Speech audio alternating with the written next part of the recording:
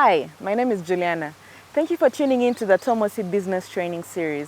Our commitment is to present you with weekly business training insights geared at growing and improving your business. For the past few weeks, we have been covering the third key driver of enterprise competitiveness, and that was volume, structure, and nature of demand. However, due to the ongoing global crisis that has seen an increase in prices of commodities such as soap and fuel, we have put a pause on that and decided to move on to driver number 4, which is the level of financial investments in a firm. And this week, we cover the solutions to the challenges of price increase. Enjoy! So, I have mentioned several problems. So what do we do? What are the solutions if we cannot quickly pivot on our foot to get a solution for the things I mentioned? So in recap, there are 3 types of problems that have generated these price increases, especially in soap and other agricultural commodities. First, there are structure type of problems. You have an economy with a rudimentary agriculture sector that cannot pivot quickly to fill the gap created by international weather and political changes. There are machinery, skill, and know-how issues that disallow this quick pivot. Second, you have external shocks, which you cannot control, whose tenure and effect are not yet known. 3, you have a very speculative mindset by middlemen, shopkeepers, and distributors of soap and cooking oil. Because I can tell you, even with tax imposition on unprocessed palm oil as a substitute for raw material to make soap, there is no way a bar of soap could within a month rise from 3,500 shillings to now 9,000 shillings in some places, unless people are buying off cartons of soap and hoarding them. Speculation. So therefore, 3 things I'd like to propose as I end this podcast today. They tie in with our topic, which is the level of financial investments in a firm or in an economy that makes a business or a country competitive. First, for structural bottlenecks, which require long-term trajectory solutions, our country, Uganda, needs to strengthen her regional and bilateral relations so that we can embolden, we can strengthen our trading relationships in the neighborhood. The best markets you have are in your neighborhood. The more you understand them, the more you can solve some of these long-term issues. Now, while there is very limited room for land growth in palm oil acreage in East Asia, because they've utilized almost all the land over the years, in Africa, there is huge room for rapid increase in acreage in production of oil seeds and crude palm oil in parts of DRC, Eastern DRC, in Central Africa, in South Sudan, and in many East African nations like Somalia and other places. There may be conflicts in those places, but the future looks good if we act together. So if we build skill, discipline, and provide incentives to this very important sector, we will solve a long-term structural problem of demand and supply in the region and in our country. This requires, listen to me carefully, facing the problem together, jointly, and looking at the problem as it is, so that as nations, as communities, we can make the necessary financial investments, the hard decisions that must be made in order for us to execute as fast as possible. This is why I am deeply involved at a country level with a group of exporters and the public sector in finding solutions to clean up our product standards, to clean up our dilapidated systems, so that we can eventually improve our export earnings. We are now at $5.2 billion. We think we can make it $12 billion by 2027 as a country.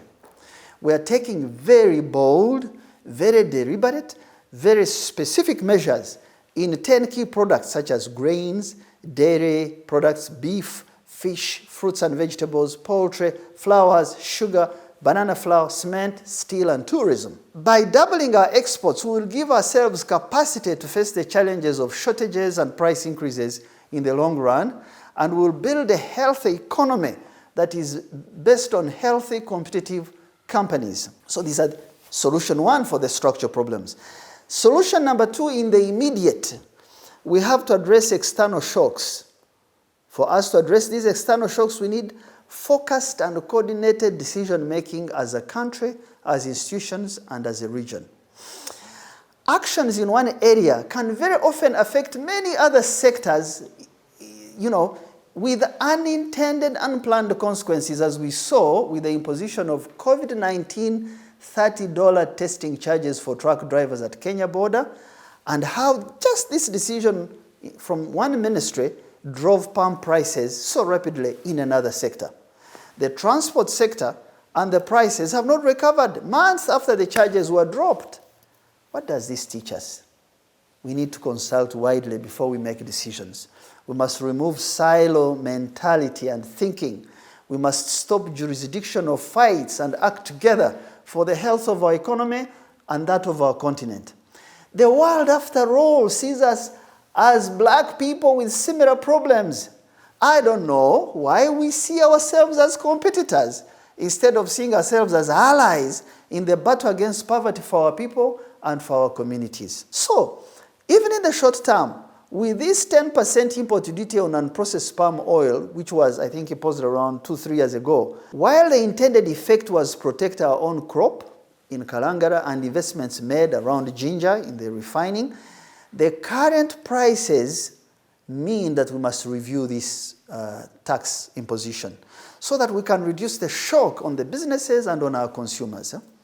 I am not sure how much we've been collecting from this tax, but if the tax, for example, is on glycerin. Glycerin is the thickening ingredient in cooking oil, cosmetics, packing materials, paints.